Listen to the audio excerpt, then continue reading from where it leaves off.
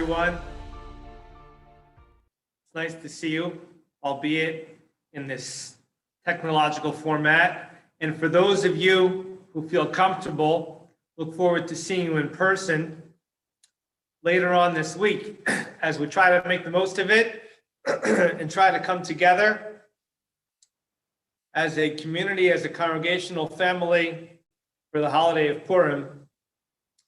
Once again, we have another holiday on our calendar that is irregular, abnormal, challenging.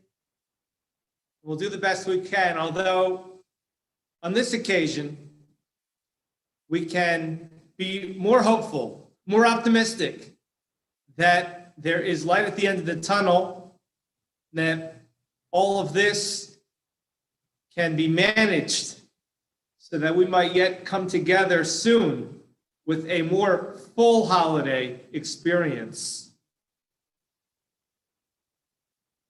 One looks at the story of Purim, and one hears the Megillah, and one of those moments, those dramatic moments in the Megillah, is when you see the Baal Koreh, the one who's leading the Megillah, Rabbi Skast often, take a large breath and then run through all the sons of Haman in that one breath. There's an interesting Gemara about the children of Haman. The Gemara in Gittin says, on Daf Nun Zayin, listen to this, that Haman's descendants learned in the yeshiva in Bnei Brak. Wild.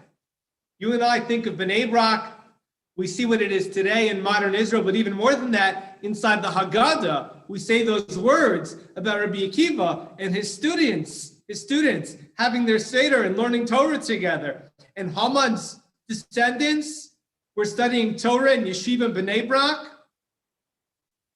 It's incredible. The Megillah tells us that after Haman got the invitation to go to the Mishtat, to go to the party that Esther was hosting, it was him and Achashverosh and Esther. He was so excited. The Megillah says this in the pasuk, in the verse, that he goes home, he tells Zeresh, he tells all of his household, and it says, Rov Banav. Rov Banav. Those words in the Megillah, people who are picking at every single letter, every single word, as is our wont to do, says, just say that he tells his children, Banav. Why Rov Banav? And so, of course, there are different opinions. Some people say that he had 30 children. Some people say he had 70 children. Some people say he had 208 children. Rov, Resh is 200, and Vav is 6, and Bet Beis is 208 children. A lot of different opinions. But that whole drama of taking the breath and saying it all at once is because they were hung, they were killed, Haman's descendants are no more, they were gone, eradicated from the earth. So who survived? How did they get to Bnei Brak? How did they get to yeshiva? Why were they studying Torah? So some answers are that, of the 30, 10 were killed during the hostilities, 10 were hung as specified in the Megillah. Those were the 10 main sons. 10 of them were rendered destitute. The rest of the 70, according to that opinion, were financially bereft. The rest of the 208, they were economically isolated. After all, look at Haman's family. Look, he was an enemy of the people. Nobody wanted to be associated with him. Nobody wanted to do business with him or his family. So different opinions. Physically, they were alive, but financially, they were ruined. The Maharsha, the famous commentary on the Gemara, he's not having any of this. He says, the Megillah tells us, Haman had children, Haman's children were killed, and that's the end of them. So there has to be a better explanation another explanation. And we'll go through some of them. And again, these children were part of Haman's team. So if they were gone physically, makes sense because they were an important part of his plotting. He kept them, the Torah, the Megillah tells us that he kept them updated on what was going on.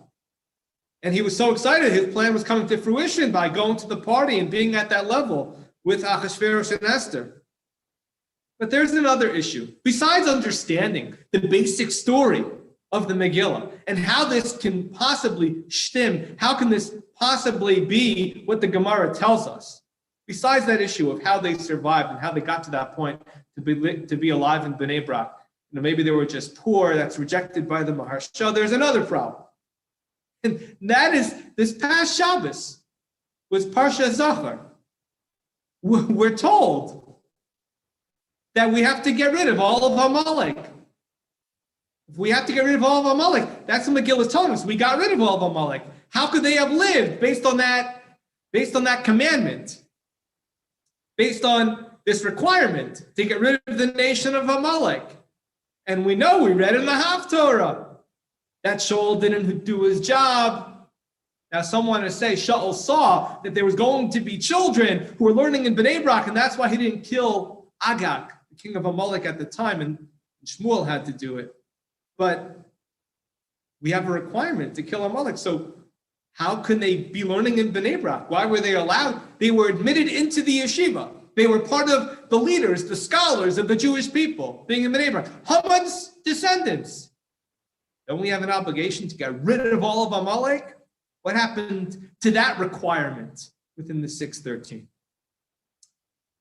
We can take a step back just for a moment, just to share that one of the conundrums, the question that we're asking now. First, we asked the question about the Megillah tells us we got rid of Haman's children, and here they are studying in Bnei Brak. The second question is, even if they did somehow survive, how did we let them come into yeshiva, let alone not kill them based on the commandment? Just want to share, because I find it personally very helpful. My Rabbi, Rabbi Lichtenstein Zatzal, he said that he spent his life in the yeshiva, and he says, he always had a problem morally, ethically, with this commandment of getting rid of the nation of Amalek. And he said, how can this be part of our ethical system? And he said, he was never able to come up with the most satisfying answer until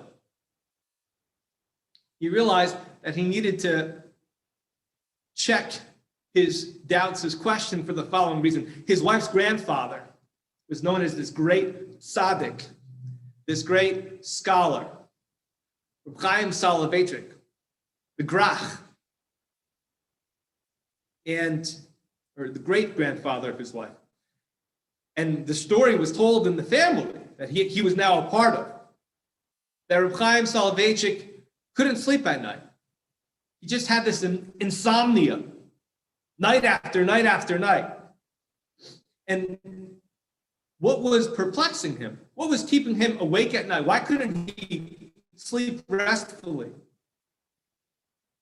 And the answer was that as the rabbi in his town, Brisk, he was always concerned that there might be an orphan left at his doorstep.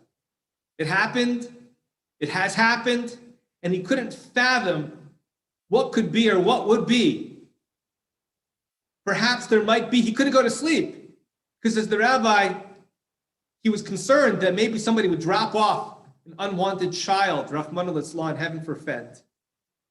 And he married his great-granddaughter. He heard about this story.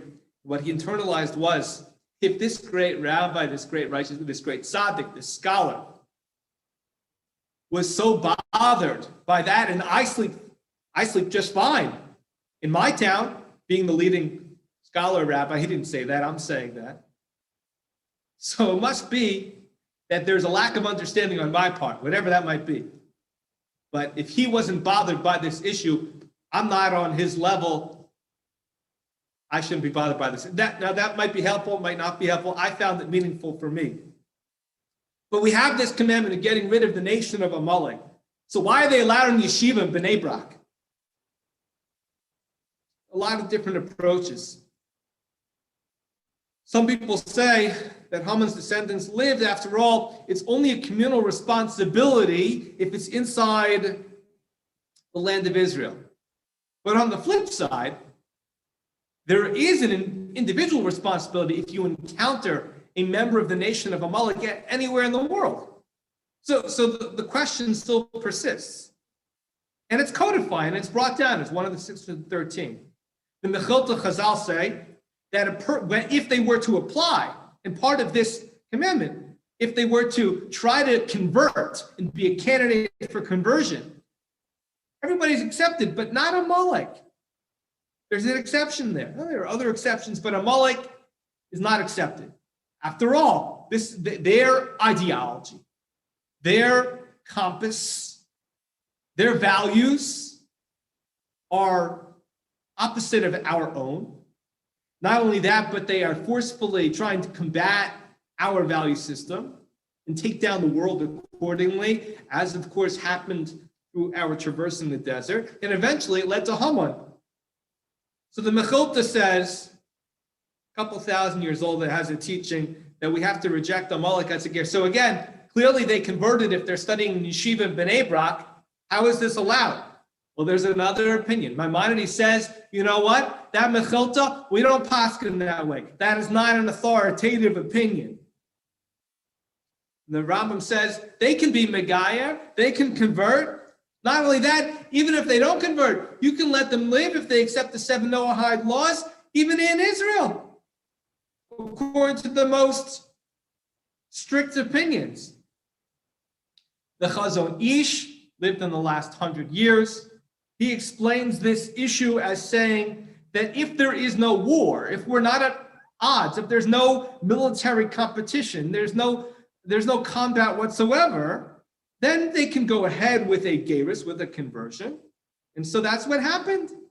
There was a time period between the story of Purim and the Gemara describing the individuals who descended from Haman. And they had gone through a conversion when there was no war. So that's one approach to this issue. So we'll just pause here for a moment and we'll get back to our questions. But there's a Gemara in Sanhedrin I want to share with you. And that is that there is a woman named Timnah. Timnah, she's in this genealogical passage within Bereshis. And the Gemara tells us that Timnah was a woman of royalty. She was a princess. And she came to Avram, Yitzchak, Yaakov. This is the way the Gemara describes it. She came to our ancestors. And she wanted to be a part of our people. And she was rejected. Her sincerity, her character was questioned. She was rejected for admission. But do we know it? The Gemara tells us what happens. And we understand what happens based on the progression of Chumash and Tanakh. She ended up marrying the grandson of Esav. She said, the son of Esav, if I can marry the grandson of Yitzchak, if that's all I can do in terms of being a part of the family, that's what I'm going to do. She married Eliphaz, the son of Esav, and they had a child. That child's name was Amalek, the original Amalek. The Gemara tells us there might have been an issue with her desire to be part of the Jewish family. But our matriarchs and patriarchs should have embraced her and welcomed her anyway. And the punishment was that which they saw was they weren't able to impact it for the better, and it was instilled within Amalek, and Amalek became what he became, a thorn in the side of the Jewish people, culminating in the story of Purim. That's how we got here to this issue and this question.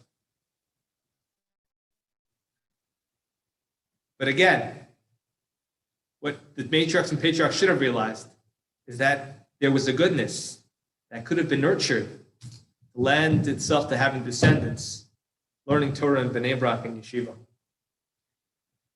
Rabbi Yosef Engel, one of the great scholars of the 19th century, leading scholars, says, look, with regards to our question of did they kill the children of Haman or not, and how he said that yes, just as the Maharsha says. Of course, they killed all the sons of Haman. Don't tell me there's 208. Don't tell me there were 70. He says, we know from the Megillah they were all killed off. Those are the only 10 we know about. He says, but when it comes to Amalek and the nations of the world, we look at patrilineal descent. So that's how we explain this question. But we know Haman had daughters also. And the children that were studying in Bnei Brak were descendants of the daughters of Haman. And that's how we had descendants who were there in yeshiva. That's another approach to our question. One last opinion. The Rav Yashaber, Rabbi Joseph B. Soloveitchik, Zatzal, he says, Amalek is not a biological, genealogical phenomenon. It's not about a tree of a family, of a clan, of a nation. It's about opposing the values of Torah and trying to prey upon the weak and try to take away the morality of Torah. It's an ideology. It's not a nation. And Haman's offspring saw the utter destruction that Haman went through, saw the miraculous downfall, the spectacular elimination of Haman and his power overnight. And they said, we're not going to do that again. We're not going to subscribe to that. There's something else going on here in the world, and they investigated. Haman's descendants, his daughters, his grandchildren, or whatever approach you want to take, maybe it was the other sons, according to the other approaches, they saw whatever Haman was representing, we're not going to continue that. And they went in a different path. And you know what? That different path led to studying in yeshiva, in Bnei Brak, ancient Bnei Brak.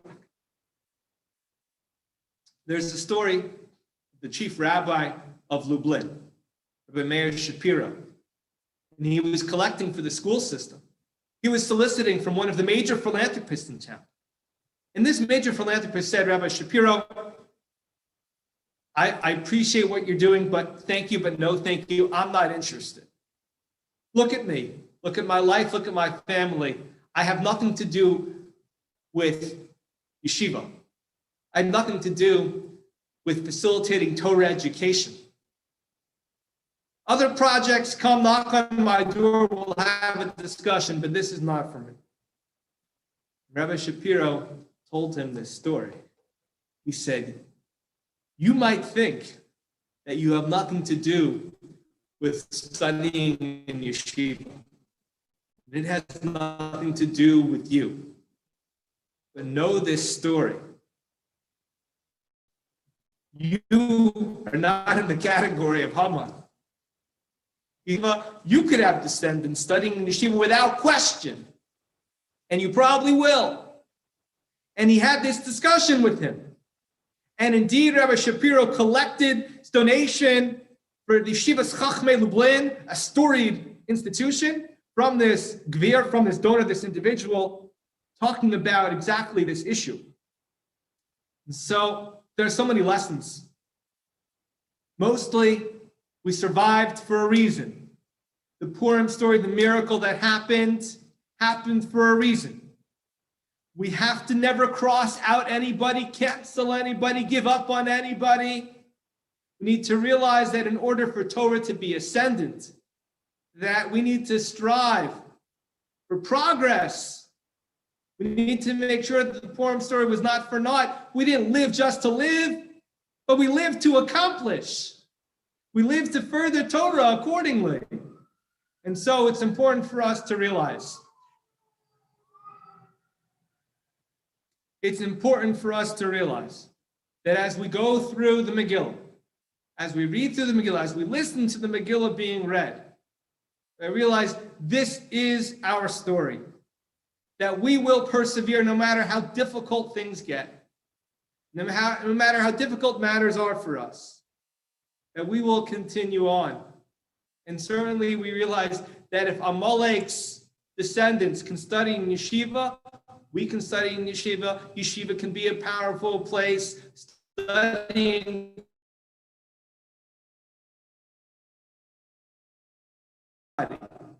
and everybody, because it's about the Jewish people within the world. And so here at Zon, may it be Hashem's will that the Almighty blesses us with strength, with inspiration, to realize that every day is a gift. And that what Haman wanted to destroy couldn't destroy because it's too powerful. And that we now have the opportunity to tap into that power, to rejuvenate ourselves, to excite ourselves, to inspire ourselves in service of the Almighty. Thank you, Purim Sameach, wishing one and all a happy